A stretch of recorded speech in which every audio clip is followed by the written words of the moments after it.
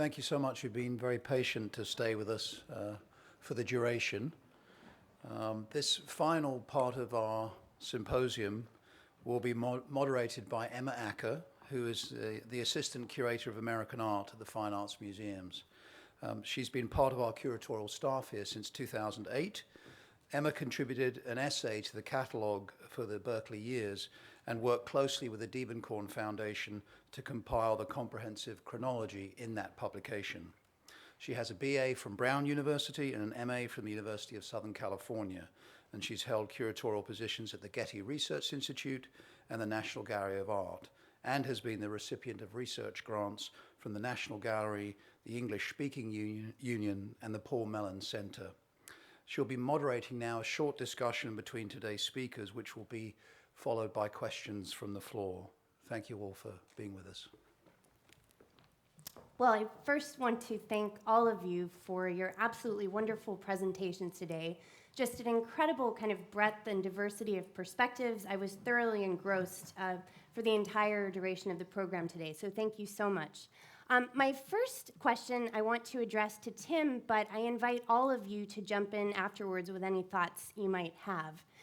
Tim, you mentioned earlier that you had been sort of trained or raised, so to speak, as an art historian to view the works in Diebenkorn's Ocean Park series as a kind of pinnacle or a summation of his career. But of course, in your talk today, you explored the incredible richness and complexity of the works that came before, and their just general fabulousness. So I wanted to ask you why it is you think that the works in the Ocean Park series have tended to sort of overshadow works that come from earlier periods in Diebenkorn's career. I did mention in the talk the incredibly polemical atmosphere in which Diebenkorn, Bischoff, Park, all of these artists were working, and I think that when you view it in that context, he said, "You have no idea what people called me when I switched to representational art." Traitor is one of the milder words that was used. He, although like many artists and major artists out here who chose consciously not to go to New York, he spent one summer there in '53, right before they moved here in September of '53. He made a very conscious choice. He said, there were some wonderful people there, de Kooning and Klein, that he met, but he said if you lived there and worked there, you would become a part of that dialectic, of that polemic, of the politics of the New York art world. So that was a very conscious choice, but he paid a price for it. He was embraced briefly, witnessed the Diebenkorn Paints a Picture article in Art News by Herschel Chip. He was embraced by East Coast critics as clearly a major talent who could be brought into the fold of the New York school, abstract expressionists, inconveniently living in California, but nonetheless, clearly a major figure. And then I think when he switched to representation, he really was to some degree kicked to the curb. And I think when he goes back to Ocean Park and back to abstraction, that there is a re-embrace of the prodigal son returning to the fold, especially by major East Coast critics. Emma and I both read every single review ever written by and about Richard Diebenkorn, thanks to the foundation, who keep voluminous files. And when you trace the arc of his critical reception, indeed, when the Ocean Parks really hit big with major retrospective, Venice Biennale, and so all of a sudden there are phrases like, finally it is clear that Diebenkorn is a major figure of national and international scope and reputation. And it's very self-congratulatory by New York critics, but it's also very clear, I think, that because he's returned to abstraction, that somehow this makes it all okay, and he sort of, That being said, of course, it's also true that all the way through, Diebenkorn had sort of been left behind. He'd left things behind, and he'd been left behind. I mean, the art world in the meantime had moved on to all kinds of other art, conceptual, installation art, performance art, minimalism, pop, you can go on and on and on with all the isms. And so he really was his own person. And then I think not inconsiderate, or inconsiderable, I should say, is the art market itself, which burgeoned, the Sale the Skull collection and other major turning points in the creation of an art market. All these artists of that generation talked about how they were really painting and working for each other, those Saturday visits that the artists all traded with each other. There was almost no market, and when you look at the prices they were paid for these paintings, they're so nominal. They're in the hundreds of dollars in many cases. And I think all of a sudden to have the market become a major force, he switches to a major New York gallery from Eleanor Poindexter, who had been with him for the first decade or two. And I also think the formation of corporate art collections played a role. Diebenkorn's towering, large format, large scale, as I said earlier, magisterial, spectacularly beautiful sort of Ocean Park, I call them altars in a way they are. Maybe they're altars to abstraction, to light, to color. Certainly they represent a kind of summation of everything he's learned and everything that he knows. But I don't think it's coincidental that the mainstream art world, the mainstream art market, and even corporate art collections embrace them as essentially a safe form of abstraction. And I would point out, and I think everyone's experienced this who's walked through the show today or previously, when you're confronted with an abstract Diebenkorn Berkeley painting, they are powerful, they are violent. The one or two people who did see him working said he would attack the canvas with a very physical, brute force. And I think that passion and that violence that I mentioned earlier in the Baia tapestry, and he has that great quote, he said, "I didn't want to be any less violent than before when I switched to representation." And I think this is something that's often overlooked in Diebenkorn. Certain aspects of his personality, I think there's a melancholy streak in the solitary figures you often see in room interiors, head to hand and so forth.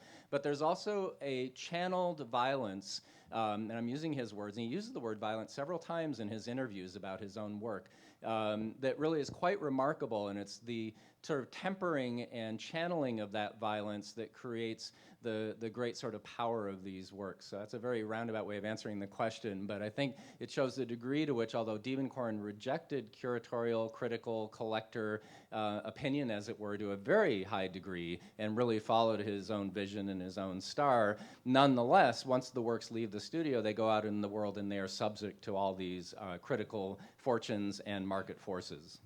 It's almost as though the sort of art world at large wasn't really equipped to deal with the complexity and intensity of some of the works from the periods that preceded the Ocean Park series. If anyone else has anything they would like to weigh in as a... Just about the violence thing, I think you would notice in the print how carefully and cautiously and beautifully he could do detailed work. I never really saw any violence, but I mean, he also could paint with big strokes and so on when he painted with the acid. But it's not just that. It's really a balance. I mean, that would be a very small little impetus moment, you know. Right, and I'm referring to the abstract works of the 50s that have that kind of quality. Well, I mean, everything runs all the time.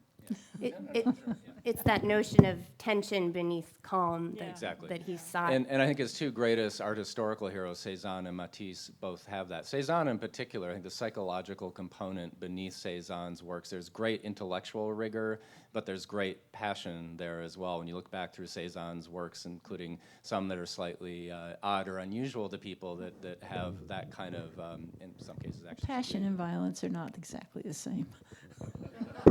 No. No, I said they are two qualities within the work, so yeah. But anyway, I think those are why he admires those artists. Their ability to balance, great intellect and that kind of passion with each other, I think, is what you hold them in tension, and it creates a much more complex pictorial effect. And maybe in a sense, that's what we see, and that's what really sort of makes the Ocean Park works so successful, but in some ways it might be even more overt in some of the works from the periods that come before. Catherine, as you were sort of talking about Diebenkorn's working process, as we had this wonderful sort of glimpse into it from that video that you treated us to, I wondered if you could talk about the ways in which Diebenkorn's approach to printmaking differed from other artists that you have experience working with. Most of the artists actually do a similar thing, and they work. We ask them to work directly on the plates. And use that as their material. I mean, we don't consider it a handmade reproduction, and with anybody really, but. Some of them do like to do studies ahead of time and then base the work, and of course it's changed from then. I have a story about Wayne Thiebaud. When he first came to work with me, he had a whole lot of little Polaroids of his paintings, and he lined them up. He asked me for some small plates, and he lined up these pictures, and he started copying with a point, a stylus on through wax onto the plate from each one of these little ice cream cone, little sandwich, and I was on my high horse about that issue, you know, was not making reproductions of your own work. And so I said, well, maybe you could do something. I had just gone upstairs and made lunch, and I took the lunch moment to a couple of avocados and sandwich, and I took that moment to ask him to sort of say very gingerly, well, maybe you could do something original without copying one of your paintings. And he said, yeah, he immediately didn't say anything. He picked up one of those small plates and drew the lunch. And then after that, when we were eating, he explained to me that this little copper plate with a picture of the same image was nothing like a reproduction, nothing like the same thing. And in fact, that was what was interesting about printmaking to him, was doing it in a different way, with a different tool, and a different process and everything. So I learned. Yeah. But so they do have different. I mean, Diebenkorn would never copy a painting. And in fact, that you saw him working from a collage, but the collage actually did start with a plate. I mean, he did draw something on a plate to begin with. He had that, and then he kept pasting everything on top of it, which would be, that was unusual for him to go that far with developing it without actually making more plates. So he was different from other artists, and every artist is different. But they do work in the print studio very much the way they work in their home studio, but they see something different. They see this layers, and they see, as I said. So that's why they like to do it. Did you have a sense of his approach to printmaking and the various processes involved that sort of changed or evolved over time? Were you privy to any kind of? Oh yeah, when he first came to me, he didn't want to do anything except draw with the line, scratch a mark in the copper. He liked the resistance to the copper. He said it had a mind of its own, and he really liked that. I think that maybe he was wanting to get he was doing figurative work and doing a lot of drawing in studio, and actually the reason he came to begin with was because we had a live model and in our workshop, and it was just a workshop anybody could come and pay, and then you draw the model right on the plate with the tool, dry point, and that was what he wanted to do. So that's why he called me. He heard about it. I was delighted. He wanted to know if he could join our workshop. I said, sure. You know? But after that, it took me quite a long time to try to talk him into using any tones. But I noticed that one of the prints, that club print you showed, has an aquatint on it, and it's 64. So maybe not that long, because we started to work together in 63, and we did those 41 prints between 63 and until 65 when he moved down to Los Angeles. So, but that did include a tone. So that was a step. But you see I don't believe there's anybody in history who's ever made more beautiful aquatints than Diebenkorn. I've said this before, and I think anybody who looks at all the aquatints in the world, even the contemporary ones, will agree with me. They're so subtle, and you saw the way he was painting with the acids. He was so controlled, and when he really was doing it cautiously, beautifully. That kind of, whenever you put that stroke down on the plate with the acid, it's about how thick the acid is, or thin, or the way it's puddled, or the way it's pulled, and the way the brush moves. All that is registered, and it's just amazing the control that he did with that. So in some ways he did carry that particular process farther than anyone. And I had a very small question I wanted to ask when watching the video. Did he choose the music that was playing as he was working? Yeah, that was his music. It was beautiful. Everything you heard on there was the studio noise and the music, and even my commentary was, I put it on at the time. I thought I was going to make a film out of it, so I added a little commentary every once in a while. Well, thinking about that relationship of artists to music, I'm of course reminded of David Park and his love of all classical and jazz music across the spectrum. I wanted to ask you, Nancy, in your talk today, you very eloquently described this sort of resistance to, on the part of both Park and Diebenkorn, this kind of stultifying dogma around the abstract expressionist movement that existed at the CSFA and in the larger art world. At the time. So I was curious to know what both artists, Park and Diebenkorn, felt about being associated with what critics came to describe as the Bay Area figurative movement. Thank you. Well, they were very individual artists, and I would say that Diebenkorn especially did not want to be he wanted to be thought of as himself, but most artists want to be thought of as themselves and not as part of a movement. And you asked me what as far as what critics thought? I was curious to know what the artists themselves, Diebenkorn and Park, felt about being sort of grouped into this larger umbrella of Bay Area figuration. Well, I can talk about it in terms of the exhibition that Paul Mills gave in 1957 and how it came about that it was called Bay Area Figurative Painting.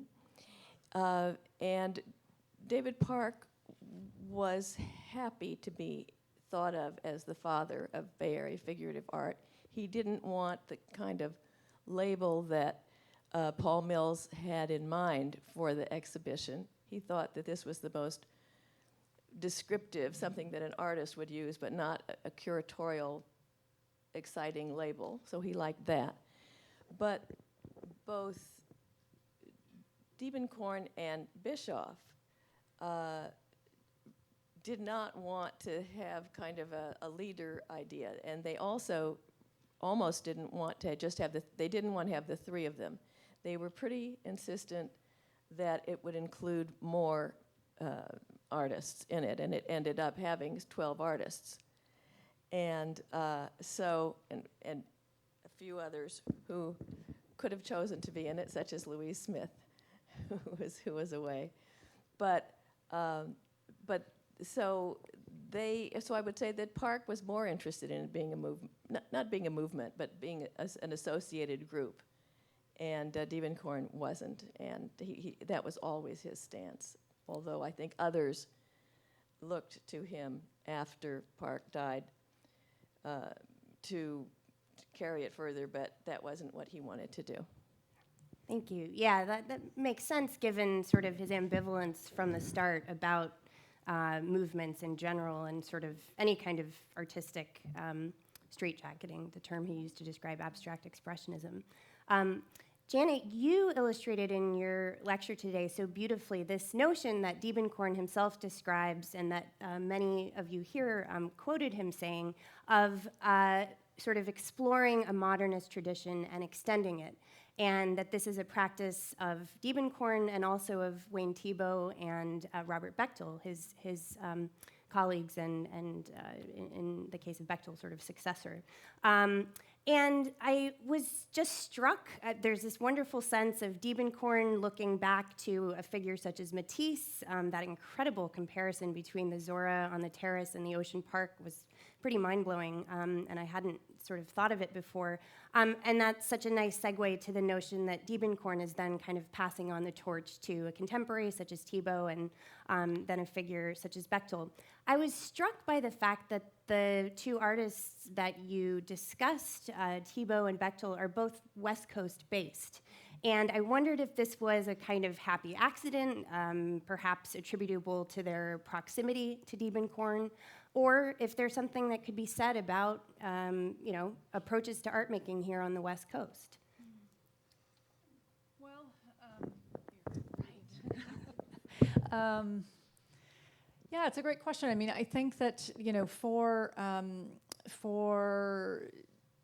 Bechtel in particular, there's no question that Diebenkorn loomed large. He was, as we talked about him being, sort of ironically, become fascinated by Diebenkorn, and yet too intimidated to take classes with him.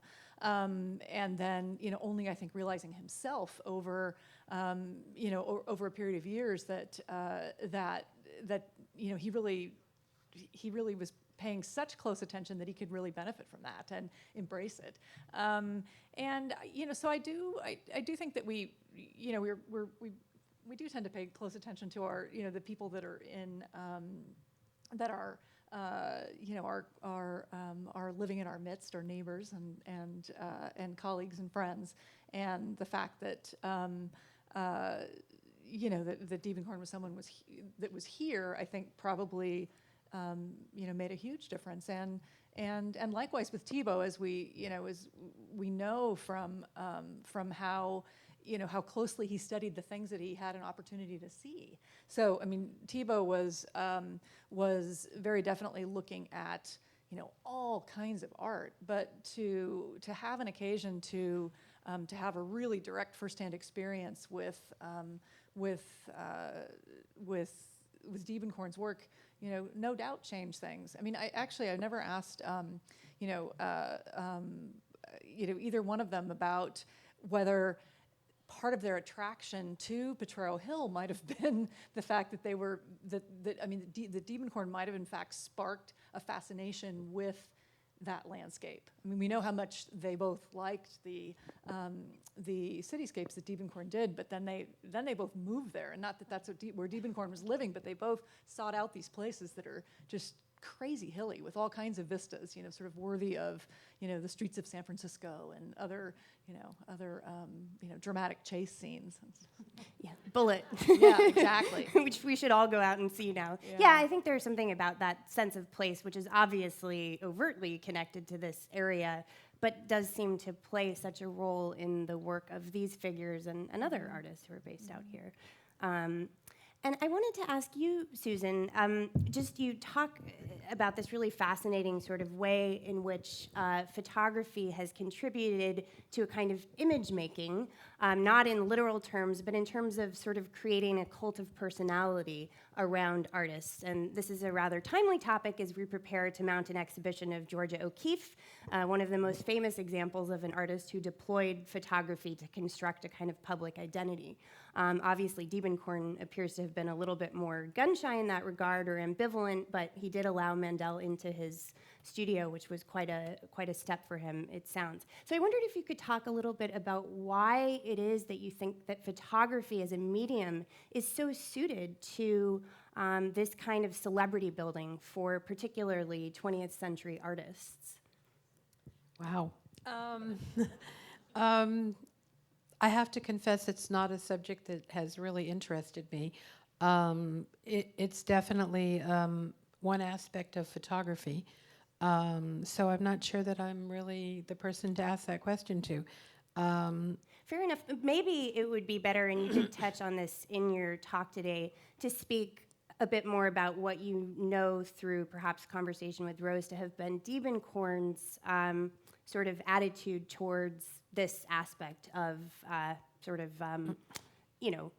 construction of image and photography and its role in it. I mean, he obviously allowed her to photograph him for this series, and he allowed the photographs to be published in this seminal article, but it sounds like it was an ambivalent sort of... Well, I think the kind of photographs that you're talking about are very different than what Rose was doing with Diebenkorn. I really think he was able to do a little bit of what Catherine was saying, which is to continue working despite there was someone there with a tripod or a movie camera. Sure. She was someone who was around the Shattuck Avenue studio for a long time. They had started out as students together. I think that she was a very private person. He was a very private person. They had respect for each other's work.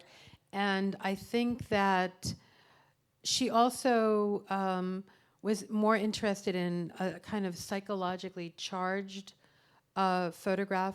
And I think of things about Georgia O'Keeffe, and if I think about portraits by Avedon or fashion photography, which does help create images of not only artists but of celebrities.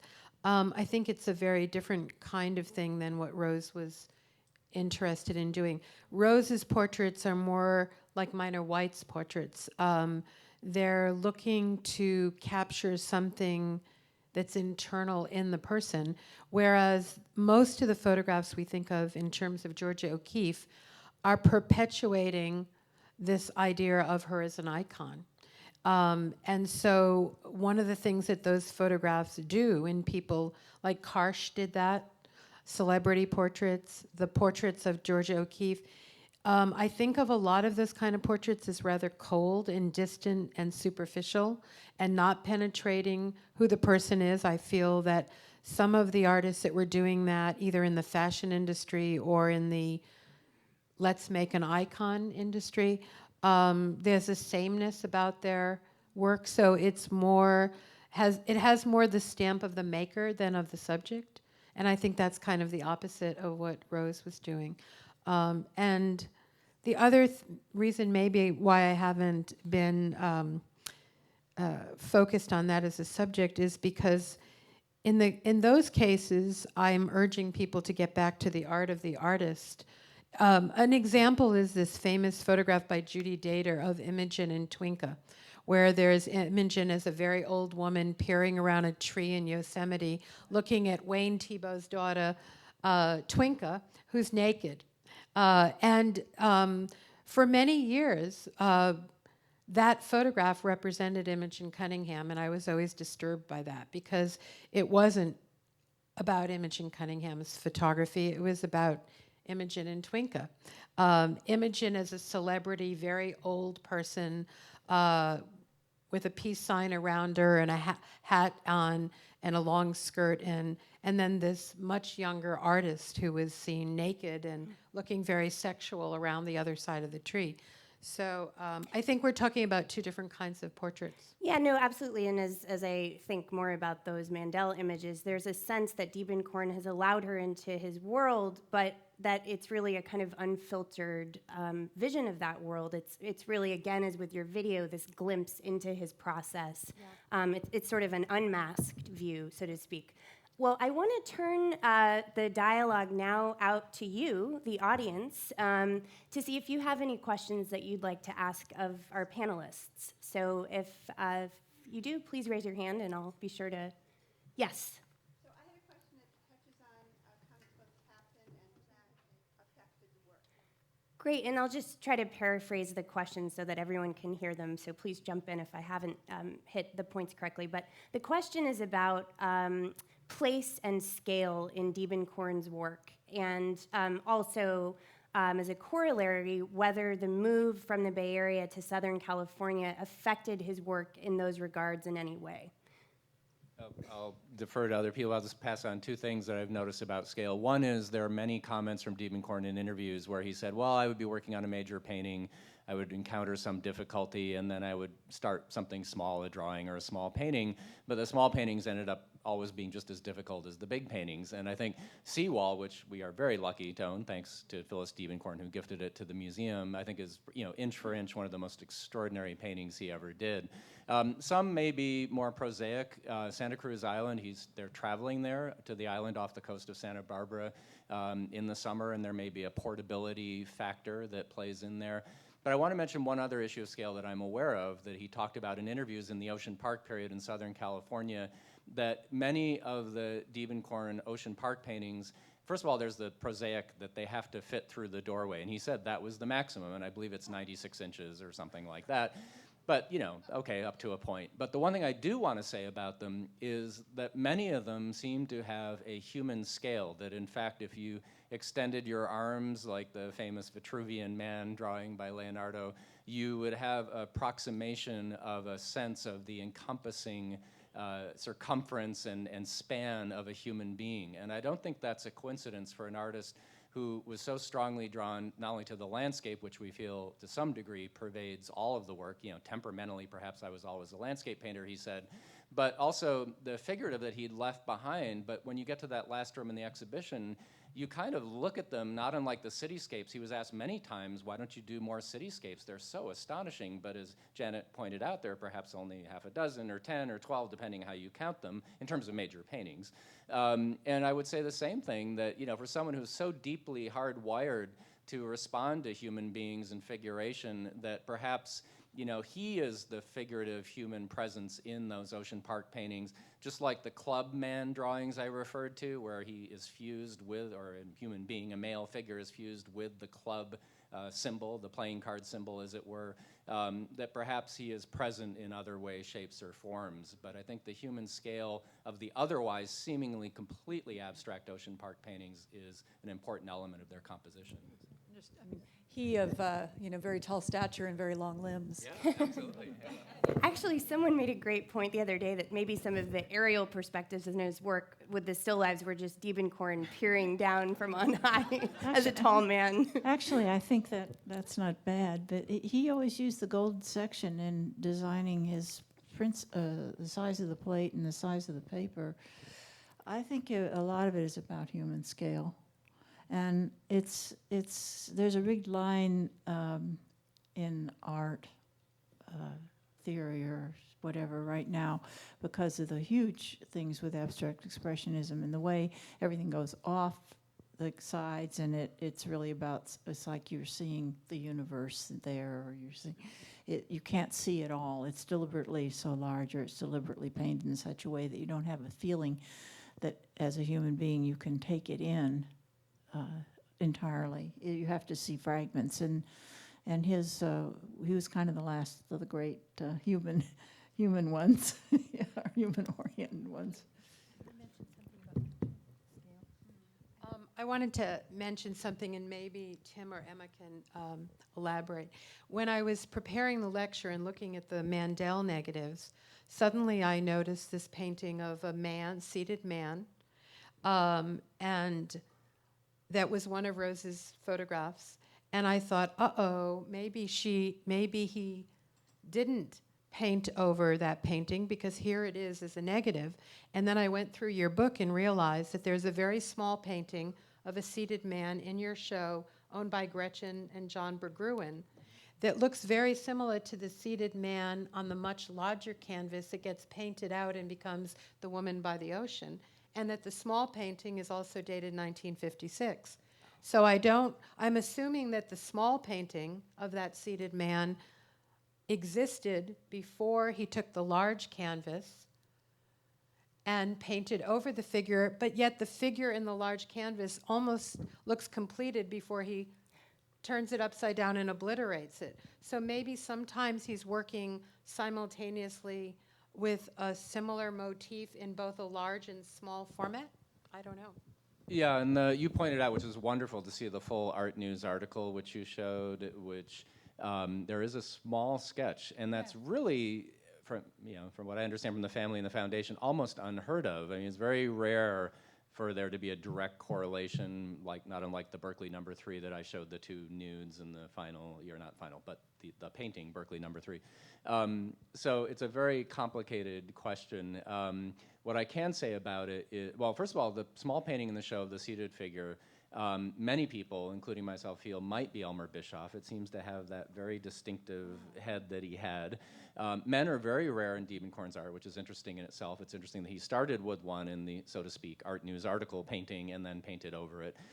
Statistically, unless it's the artist in the guise of the artist, like several in the exhibition where it's sketching a female figure, or the one right next to the seated man you're talking about, they're really almost nominal. Almost everything he does are female figures, which is interesting in itself. But the other thing I would say about it is there are wonderful letters to his first art dealer, Eleanor Poindexter, in which she's asking him for more paintings because she wants to sell them. That's her job. And he is resisting. He said, I'm paraphrasing here, but I'm getting it pretty close.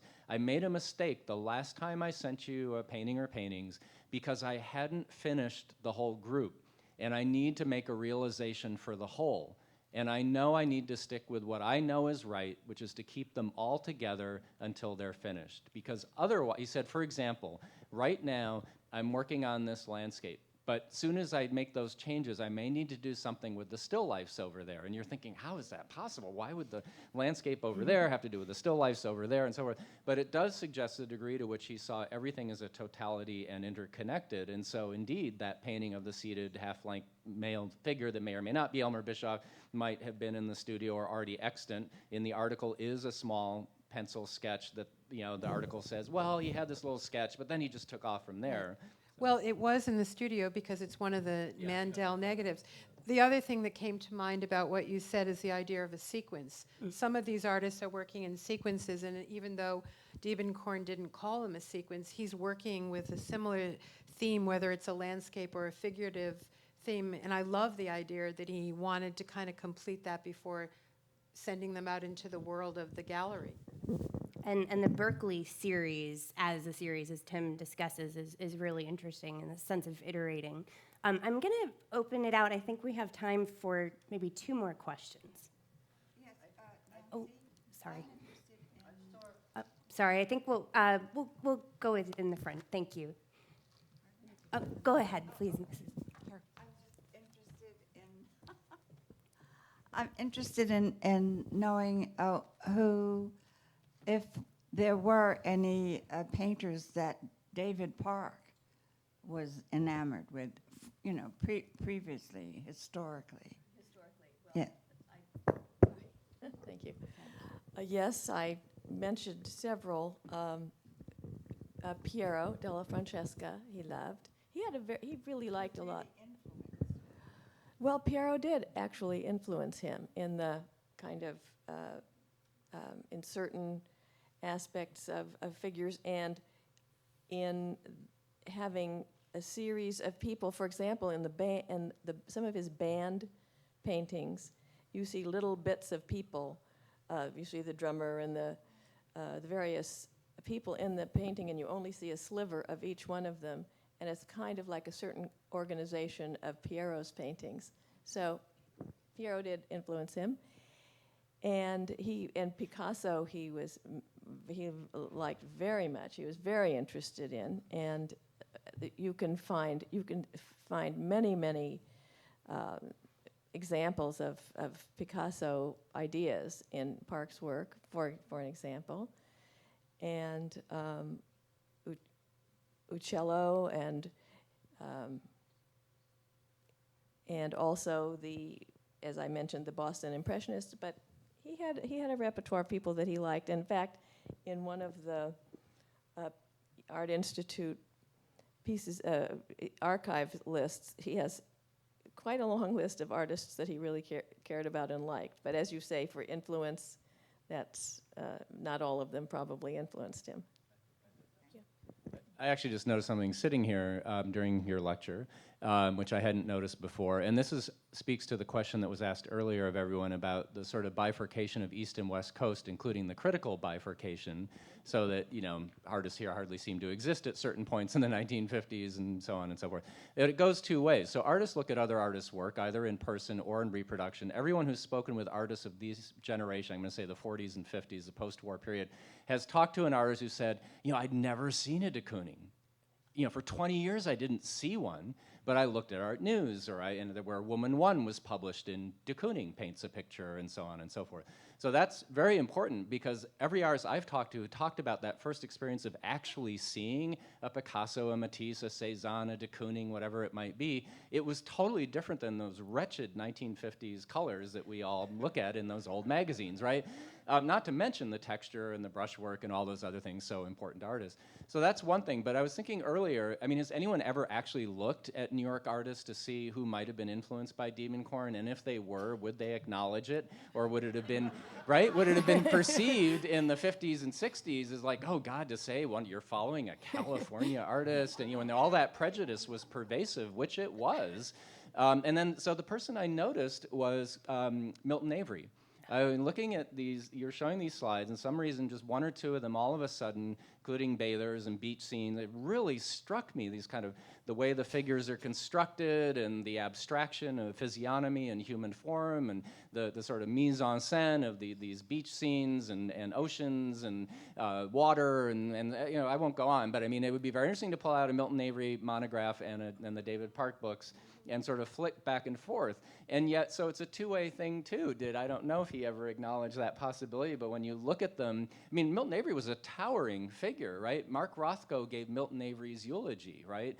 And so he's also a figure who bridged abstraction and figuration, and he's also a great colorist. And for that matter, did Diebenkorn look at Milton Avery? I mean, there's very interesting things that we don't always think about, and I think it devolves, unfortunately, from this kind of polemics of East Coast versus West Coast. Yeah, maybe it's less a question of who's looking at who, but what the level of openness is, and people are a little more freewheeling in their acknowledgments out here. I like that Thibaut said he stole from everyone. So I think one final question, and I think I missed you on the last go-round, so. Interesting. So another notion of whether there is something specifically Californian about these works, or perhaps more that the essence of place that they may be capturing or describing is something that you can really only truly feel or understand if you live here. Of course, the role of art is to translate those experiences, which I think Diebenkorn does so well. But any thoughts? Well, he did. All of his work has to do with place. They're even named for places. But I don't really think you have to live in California to understand Diebenkorn. I think that. Okay, good.